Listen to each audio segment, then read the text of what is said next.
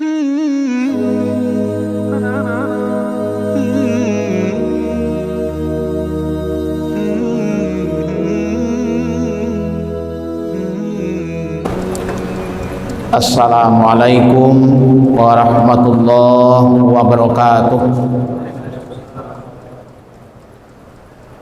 Alhamdulillahilladzi arsala rasulahu bil huda wa dinil haqq liyuzhirahu 'alad dini kullih wa kafa billahi syahida. Asyhadu an la ilaha illallah wahdahu la syarikalah wa asyhadu anna Muhammadan abduhu wa rasuluh sallallahu alaihi wasallam la nabiyya ba'dah. Allahumma salli wa sallim wa barik ala Muhammad wa ala alihi wa ashabihi ajma'in. Ismauma qala Allah ta'ala fil Qur'anil Karim. A'udzu billahi minasy syaithanir rajim. Iqra bismi rabbikal ladzi khalaq. Khalaqal insana min 'alaq. Iqra wa rabbukal akram. Alladzi 'allama bil qalam. 'Allamal insana ma lam ya'lam. Taqabbalallahu minni wa minkum. Taqabbal ya karim. Dasar pengajian kita pada nuzul Quran pada malam hari ini kita ambilkan pada surat yang ke-96, surat Al-Alaq ayat 1 sampai ayat 5. Seluruh pengurus Masjid Nurul Iman yang hadir pada malam hari ini yang saya hormati, seterusnya kepada bapak-bapak dan ibu-ibu, para tokoh, orang tua kami, para jamaah yang tidak kami sebutkan satu persatu nama, gelar dan jabatan, rahimakumullah. Secara proses Al-Quran itu turun dua tahap. Yang pertama, Al-Quran turun sekaligus, datang dari Allah, kemudian diturunkan ke sebuah tempat yang dinamakan dengan Lauh Mahfuz. Di Lauh Mahfuz itu ada di sana Baitul Izzah, sebuah ruangan yang namanya Baitul Izzah. Lauh artinya catatan, Mahfuz artinya terpelihara. Berarti Lauh Mahfuz adalah tempat penyimpanan catatan yang terpelihara. Kemudian ada Baitul Izzah. Bait artinya rumah, izzah kemuliaan. Dan Baitul Izzah ini terletak di dalam sebuah tempat, yaitu di tempat masjid yang dinamakan dengan Masjid Baitul Makmur. Bait artinya rumah, makmur ramai, karena memang Masjid Baitul Makmur ini ramai dikunjungi setiap waktu oleh para malaikat Allah. Bahkan sampai 70.000 malaikat hadir di sana untuk melaksanakan salat kepada Allah. Nah, Al-Quran turun dari Allah karena dia adalah kalamullah, perkataan Allah, maka turun sekaligus ke Baitul Izzah ini. Allah cukup mengatakan dengan sebuah perkataan ringan, semua Al-Quran sudah turun. Allah cukup berkata kun, maka turunlah semua Al-Quran mulai dari Al-Fatihah sampai kepada surat An-Nas. Dan Baitul Izzah itu terdapat pada langit yang ketujuh. Sementara kita berada di langit, di bawah langit yang pertama. Nabi Muhammad, kita umatnya berada pada langit, di bawah langit yang pertama. Maka Al-Quran mulai dari Baitul Izzah untuk sampai kepada Nabi Muhammad itu tidak lagi sekaligus, tapi diturunkan secara beransur-ansur sesuai dengan kebutuhan yang dialami oleh Nabi. Ketika ada orang bertanya kepada Nabi tentang sesuatu, kemudian Nabi tidak bisa menjawab, maka Al-Quran turun pada waktu itu untuk membantu Nabi dalam menyelesaikan persoalan itu. Nah, Bapak dan Ibu, Al-Quran yang ada di Baitul Izzah tadi, ketika Allah memerintahkan kepada Jibril untuk disampaikan kepada Nabi Muhammad, Allah panggil malaikat Jibril. Wahai Jibril, sampaikan ini wahyu atau Al-Quran ini kepada seorang hambaku bernama Muhammad. Ayat yang mana yang diperintahkan oleh Allah, surat yang mana yang diperintahkan oleh Allah, itu tergantung kehendak Allah. Maka ketika turun ayat pertama, surat Al-Alaq ayat 1 sampai ayat 5, itu atas dasar perintah Allah kepada Nabi Muhammad. Jibril ambil Al-Quran surat Al-Alaq ayat 1 sampai ayat 5. Kemudian Jibril datang ke Baitul Izzah melihat catatan atau ayat yang ada di Baitul Izzah tadi. Hebatnya Jibril, ketika sekali saja melihat ayat yang diperintahkan Allah untuk turun, malaikat sudah hafal. Dia sekali lihat, dia hafal. Nah, setelah Jibril hafal, dibawanya kepada Nabi Muhammad. Kemudian disampaikan kepada Nabi Muhammad. Setelah disampaikan kepada Nabi Muhammad oleh Jibril, didengarkan kembali apa yang telah disampaikan. Disuruh Muhammad untuk membacanya. Sampailah Nabi membacanya sampai 3 kali. Kalau sudah benar bacaan dari Nabi itu, barulah Jibril itu berpisah dengan Nabi. Nah, Bapak dan Ibu, karena cerita ini agak panjang, kita potong saja Bapak dan Ibu. Kemudian terkait dengan ayat yang pertama turun, itu sudah sangat dikenal oleh umat Islam, itu surat Al-Alaq ayat 1 sampai ayat 5. Ketika Nabi berada di Gua Hira namanya. Waktu itu Nabi sedang mengasingkan diri, namanya bertahanus, menghindarkan bagaimana kehidupan orang-orang kafir Quraisy yang tidak lagi ada pri kemanusiaannya. Nabi melihat kondisi yang seperti itu, akhirnya beliau saja yang mengasingkan diri. Karena masyarakat jahiliyah itu pertama tidak punya pri kemanusiaan. Masyarakat jahiliyah itu tidak tahu dengan sebuah keadilan. Masyarakat jahiliyah itu justru yang berkuasa adalah orang-orang yang punya kekuatan, bukan berdasarkan kepada kebenaran. Nah, melihat kondisi ini, Nabi bertahanus di Gua Hira. Nah, ketika Nabi berada di Gua Hira itu, Allah perintahkan kepada Jibril untuk menyampaikan wahyu yang pertama. Rupanya Nabi Muhammad didatangi oleh malaikat Jibril. Ketika bertemu dengan malaikat Jibril, kemudian Jibril memeluk erat Nabi. Bahkan Nabi mengatakan, rasanya pada waktu itu rasa-rasa mau mati rasanya. Begitu eratnya pelukan dari malaikat tadi. Sehingga Nabi merasa ketakutan. Kemudian ketika Jibril telah memeluk Nabi, kemudian Jibril membaca Iqra. Kemudian Nabi menjawab, ma ana biqari. Iqra, ma ana biqari. Iqra lagi, Pak. Baru setelah itu Iqra bismi rabbikal ladzi khalaq. Ada yang menarik di cerita ini, Bapak dan Ibu. Kenapa Jibril itu sampai 3 kali mengatakan Iqra kepada Nabi Muhammad? Apakah Nabi itu seorang yang tuli sehingga seolah-olah dia tidak mendengar yang harus diulangi kalimat itu? Iqra. Iqra itu adalah fi'il amar.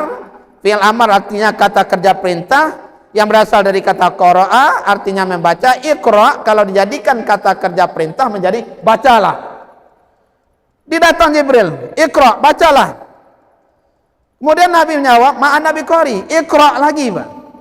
Ma'an Nabi Qori, Iqra. Baru Iqra bismi rabbikal ladzi khalaq. Kenapa mesti 3 kali? Orang jarang membahas tentang persoalan ini, Bapak dan Ibu. Rupanya ada hikmah.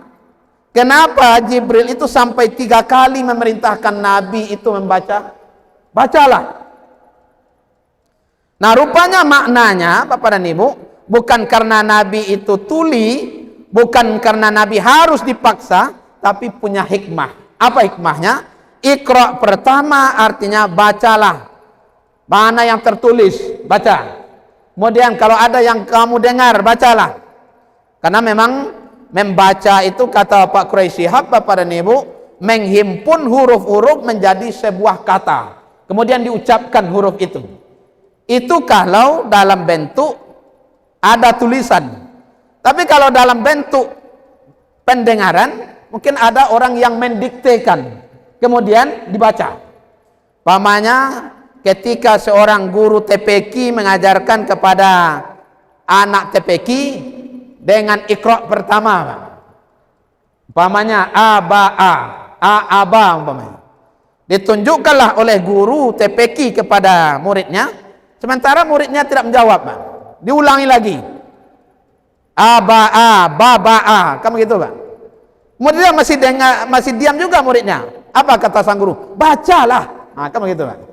Rupanya, Bapak dan Ibu, jadi ada membaca melalui yang kita dengar, ada membaca karena ada yang tertulis. Nah, langkah pertama Iqra yang pertama adalah membaca yang nampak dulu. Nah, Al-Quran ketika dia diturunkan kepada Nabi Muhammad, kemudian bacalah Al-Quran itu. Apa faedah daripada membaca Al-Quran? Belum kita sampai menganalisa, Bapak dan Ibu, membaca saja itu sudah dapat pahala kita.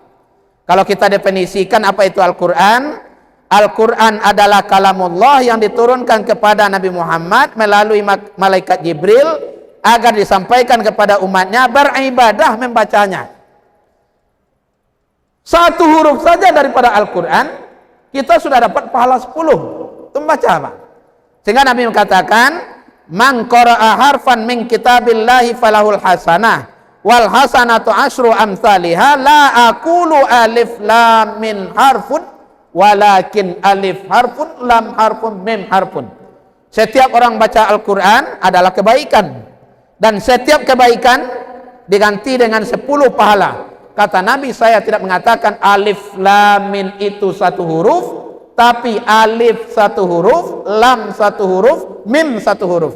3 huruf saja kita baca, dapat pahala 30. Apalagi kalau kita banyak membaca Al-Quran. Bapak dan Ibu, pernahkah kita menghitung berapa huruf itu Al-Quran semuanya? Mungkin belum pernah kita menghitung. Tapi rupanya Ibnu Katsir sudah pernah menghitung, Mbak, sehingga dipublikasikan melalui tafsirnya.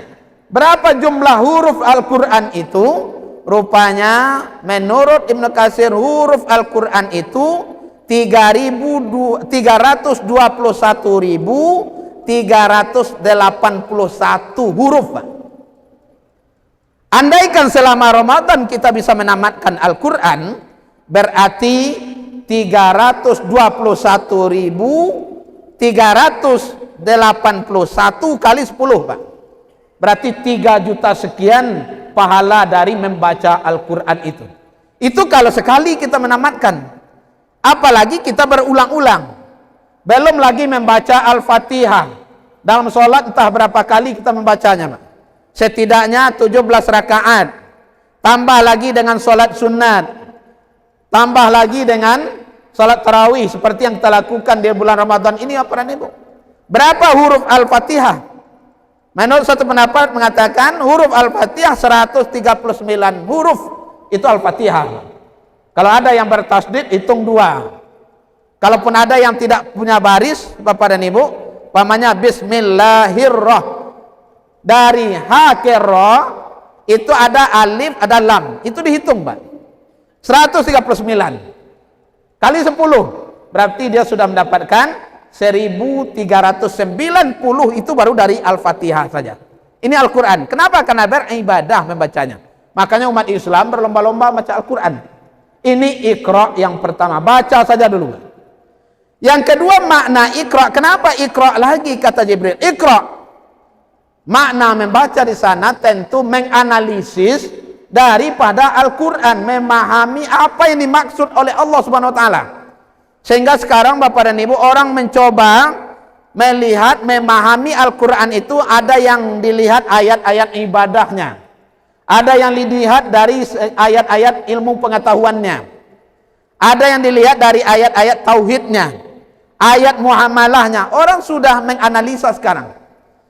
Pertemuan kali ini Bapak dan Ibu kita ingin sampaikan, ketika Allah memerintahkan berwudu, itu terdapat pada surat yang kelima, ayat yang keenam, dikatakan di sana, ya ayyuhalladzina amanu idza kuntum ila shalah fausilu wujuhakum wa aydiyakum ilal marafiq wamsahu biruusikum wa arjulakum ilal ka'bain. Ini ibadah yang rinci diterangkan dalam Al-Quran, Pak. Disuruh kita berwudu, terinci apa yang harus kita lakukan dalam berwudu. Nah Bapak dan Ibu, ketika Allah menyuruh kita salat, kemudian wamsahu biruusikum faghsilu wujuhakum. Nah ini yang pertama, Pak. Faghsilu wujuhakum. Wujuh itu jamak daripada wajhun. Wajhun satu wajah. Wujuh wajah-wajah. Apakah orang yang berwudu itu banyak wajah? Bapak dan Ibu, rupanya maknanya adalah memang orang yang berwudu itu banyak wajahnya, Pak. Ada wajah pejabat, ada wajah rakyat, ada wajah orang kaya, ada wajah orang miskin, ada wajah orang yang menjadi petani, ada wajah pelaut, ada wajah pedagang dan lain sebagainya. Banyak wajah di sana. Sehingga diperintahkan dari banyak-banyak wajah tadi itu, bersihkan wajahmu, basuh muka-mukamu itu. Yang kedua, ada makna wajah itu memang seseorang itu punya banyak wajah. Itu wajah yang dimiliki oleh orang munafik. Bertemu dengan si A lain wajahnya, bertemu dengan si B lain lagi wajahnya. Ini yang dijelaskan oleh Allah dalam surah Al-Baqarah ayat yang ke-14. Wa idza laqul ladzina amanu qalu amanna wa idza khalau ila syayatinihim qalu inna ma'akum innama nahnu mustahzi'un. Bertemu dengan orang beriman, dia mengatakan beriman, muncul pula wajah imannya. Bertemu dengan kawan-kawannya yang sesama kafir, yang berperangai seperti syaitan, dia mengatakan sesungguhnya kami bersama dengan kamu. Lantas kenapa tadi engkau katakan beriman, sekarang engkau katakan sama dengan kami? Dia menjawab, innama nahnu mustahzi'un, sesungguhnya saya hanya berolok-olok saja. Jadi wajah orang yang berolok-olok itu, Bapak dan Ibu, itu namanya wajah yang banyak. Berbeda wajahnya dengan siapa dia berbicara. Ini adalah wajah munafik. Sekarang ketika kita berwudu, kita bersihkan wajah munafik kita bersihkan. Wajah pejabat kita bersihkan. Wajah rakyat biasa kita bersihkan. Itu dengan air wudu. Kemudian yang kedua Bapak dan Ibu, wamsahu biruusikum. Ruusikum adalah jamak daripada ra'sun. Ra'sun artinya kepala, ruusikum kepala-kepala. Berarti apakah yang berwudu itu banyak kepala? Kepalanya tetap satu, tapi isi kepalanya bermacam-macam. Ada satu kepala tersimpul di dalam kepala yang satu tadi. Wajah isi bohong ada di kepalanya, jujur ada di kepalanya, munafik ada di kepalanya, sombong ada di kepalanya, hasad ada di kepalanya, kibir ada di kepalanya, iri ada di kepalanya, syirik ada di kepalanya. Ketika berwudu basuh, Pak.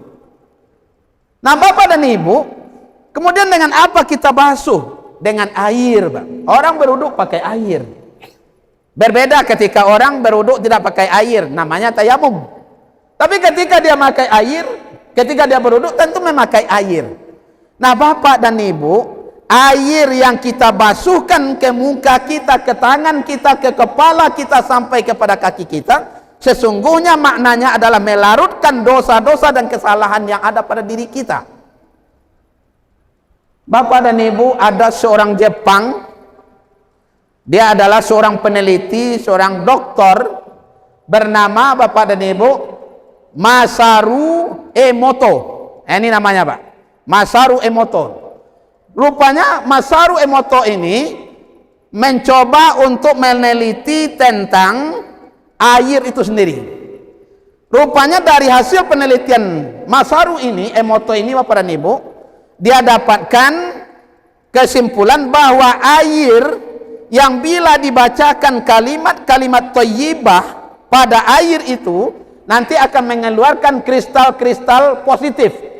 Itulah yang memberikan daya kekuatan kepada diri seorang, pembersih di jiwa seseorang, dan melarutkan segala macam bentuk-bentuk penyakit seseorang.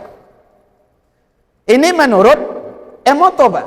Tapi ketika air tadi yang diucapkan kepadanya kalimat-kalimat yang tidak baik, maka air itu akan mengeluarkan kristal-kristal negatif. Jadi rupanya walaupun air itu menurut kita adalah benda mati, dia ya tidak bisa berbicara, tapi rupanya dia adalah makhluk Allah yang punya kekuatan. Kenapa kita mesti berwudu pakai air? Rupanya untuk menghilangkan rasa sakit di hati kita, penyakit-penyakit yang ada di hati kita, kotoran-kotoran yang ada di tubuh kita dilarutkan. Bapak dan Ibu, kalau kita melihat pendapat seorang imam mazhab fikih, namanya Imam Syafi'i, Pak. Kalau Imam Syafi'i berpendapat, walaupun imam yang lain tidak menyetujui pendapatnya ini, tapi apa kata Imam Syafi'i? Bekas air wudhu yang ada di wajahmu jangan sekali-kali dilap. Ini pendapat menurut Imam Syafi'i. Kenapa tidak boleh dilap? Karena air wudhu itulah yang menggugurkan dosa-dosa, kotoran-kotoran yang ada di wajahmu, di tanganmu, di kakimu, kemudian di kepalamu. Kenapa 4 ini, Pak? Wajah, kepala, tangan, kaki. Di tubuh kita ini sumber dosa yang paling banyak, Pak. Kepala kok sumber dosa karena di sekolah letaknya pikiran otak, Pak. Berpikir, menzolimi orang ada di sini, Pak. Berbuat jujur ada di sini. Maka ini yang dibersihkan. Maka kata Imam Syafi'i, jangan dilap. Kenapa? Karena dia akan menggugurkan dosa-dosa yang ada. Kesalahan-kesalahan yang ada itu akan dibawa luntur oleh air wudukmu itu sendiri. Terdengar oleh muridnya. Apa kata sang murid? Wahai Pak Guru, tidak pernah saya lihat di muka orang yang berwuduk yang ada air di bekas orang berwuduk itu keluar kotoran. Tidak pernah saya lihat. Tapi apa kata Imam Syafi'i? Kamu melihatnya dengan mata kepala, tapi saya melihatnya dengan mata batin. Bapak dan Ibu, ini ilmu hakikat. Jadi kalau ada ilmu syariat, fikih itu adalah ilmu syariat. Kemudian kalau batinnya itu adalah ilmu hakikatnya. Secara hakikat saya melihat itu banyak kotoran yang berguguran. Makanya apa kata Imam Syafi'i? Kata Imam Syafi'i, kalau seandainya ada bekas air wudhu yang masuk ke dalam bekas air wudhu yang masuk ke dalam sebuah bejana, yang bejana itu kurang dari 2 kulah. 2 kulah ini Bapak dan Ibu, 1 kulah diangkat oleh 1 orang dengan ember besar, kira-kira begitulah Bapak dan Ibu. Kalau masuk bekas air wudhu, mustakmal namanya, air bekas wudhu itu ke dalam bejana yang kecil tadi itu, maka air itu tidak bisa lagi dipakai berwudhu. Ini menurut Imam Syafi'i. Kenapa? Karena katanya banyak kotoran-kotoran di sana itu. Nah Bapak dan Ibu, kemudian ketika ada air yang dinamakan dengan air Zam-Zam. Jadi sebuah cerita Bapak dan Ibu, ada orang Indonesia tinggal di Amerika, sudah menjadi warga Amerika. Kemudian Indonesia ini mengidap sebuah penyakit yang dinamakan dengan penyakit gagal ginjal, Pak. Sehingga harus setiap minggu, 3 kali seminggu dia harus cuci darah, Pak.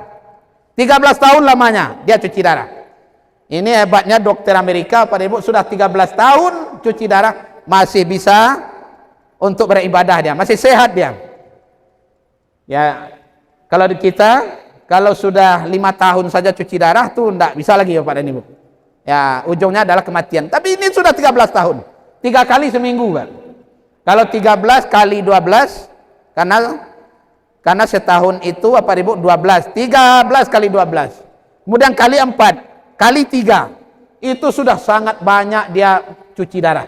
Pada tahun ke-13 si Indonesia ini mengatakan, "Dok, saya mau melaksanakan ibadah haji. Tolong berikan saya rekomendasi agar saya bisa melaksanakan ibadah haji." Tapi apa kata sang dokter?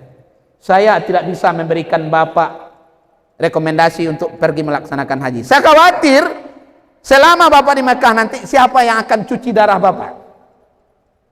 Jangan-jangan telat cuci darahnya, maka risikonya sangat besar. Saya tidak berikan rekomendasi." Tapi apa kata si Indonesia ini? "Bapak berikan, dokter berikan saya rekomendasi atau tidak diberikan rekomendasi, saya akan berangkat." Berangkatlah dia, Pak, dengan niat tulus ikhlas melaksanakan ibadah haji.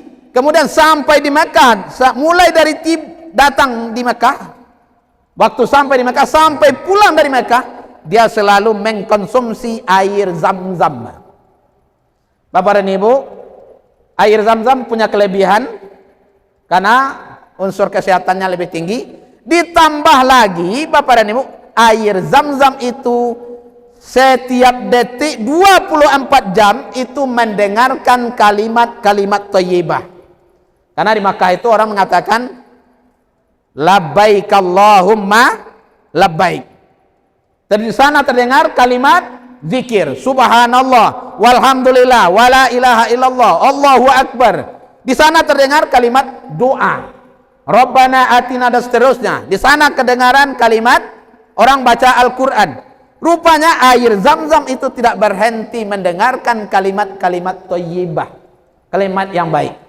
Kalau kita integrasikan dengan pemikiran Emoto, hasil penelitian Emoto orang Jepang tadi ya Pak dan Ibu, air yang diperdengarkan kalimat-kalimat thayyibah akan mengeluarkan kristal-kristal positif yang itu sangat bermanfaat untuk energi pada seorang manusia.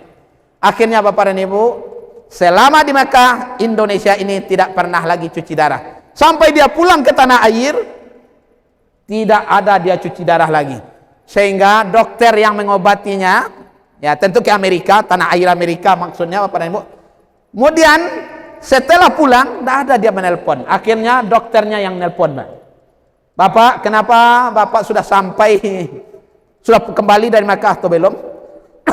Dijawab oleh si Indonesia ini, apa namanya? "Saya sudah kembali dari Makkah." "Kok Bapak tidak ada lagi mendatangi saya?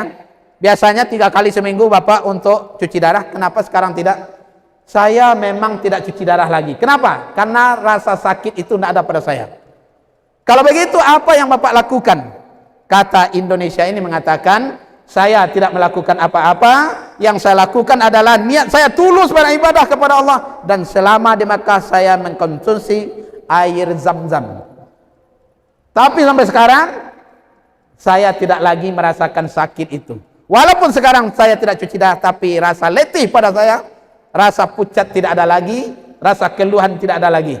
Nah Bapak dan Ibu sedang jamaah yang dirahmati Allah, ini barangkali kalau kita integrasikan antara pemikiran Emoto dengan kondisi yang terjadi pada seorang bapak tadi, memang sudah ketemu Bapak dan Ibu.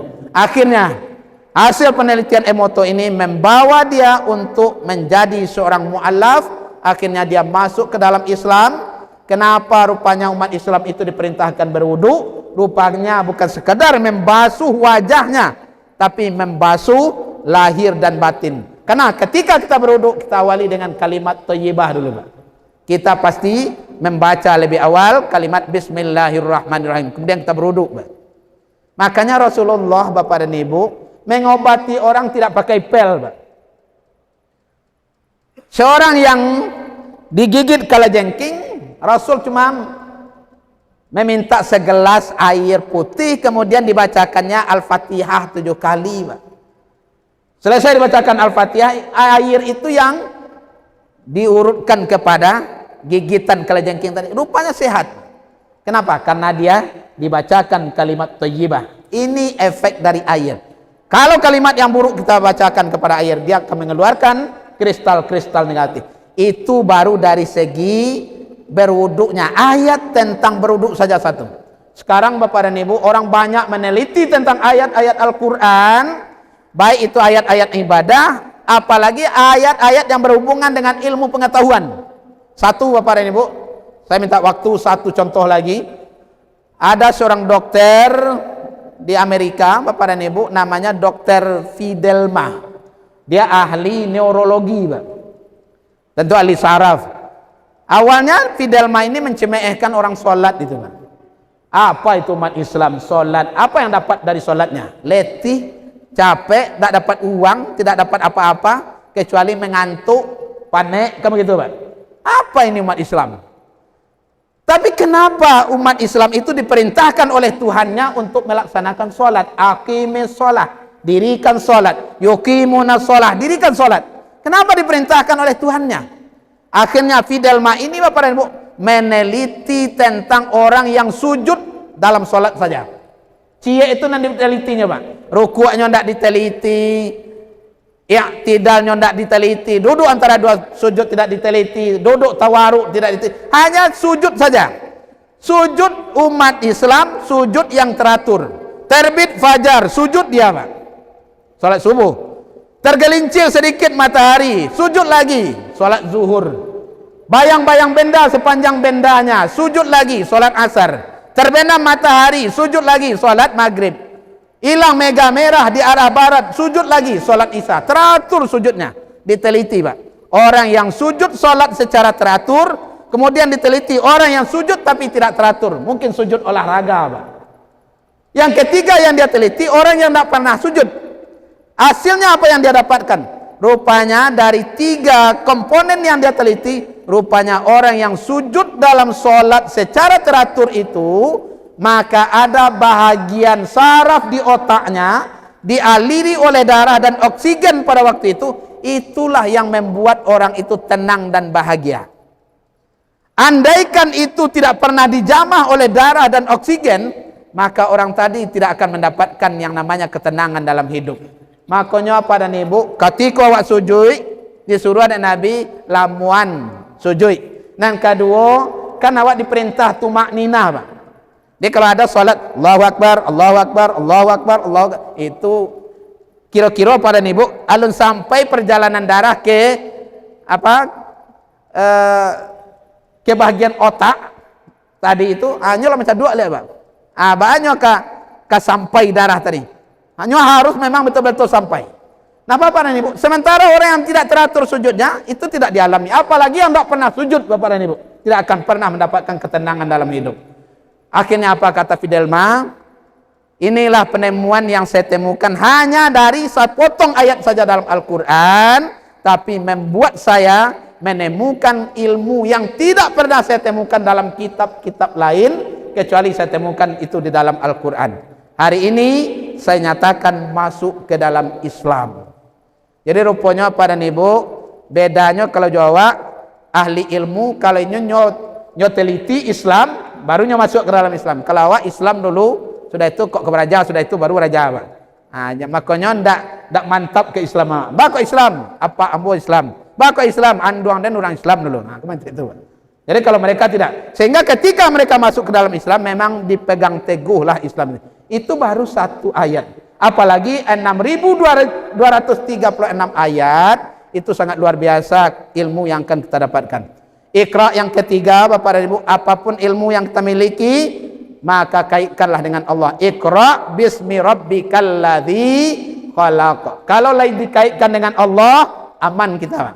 Semakin tinggi ilmu, semakin tawadhu kita. Tapi kalau tidak dikaitkan dengan Allah, semakin tinggi ilmu, semakin sombong dia. Inilah barangkali Bapak dan Ibu, kita jadikan Al-Quran sebagai pedoman hidup kita. Kita jadikan Al-Quran ini pembimbing kita di dalam hidup untuk mencapai bahagia dunia, bahagia akhirat. Inilah yang bisa kita sampaikan, yang benar dari Allah, yang salah dari saya. Saya mohon maaf pada Bapak dan Ibu semuanya, kepada Allah saya minta ampun. Astaghfirullahaladzim, billahi fisabilil haq fastabiqul khairat, nasrun minallah wa fathun qarib wa basyiril mu'minin. Assalamualaikum warahmatullahi wabarakatuh.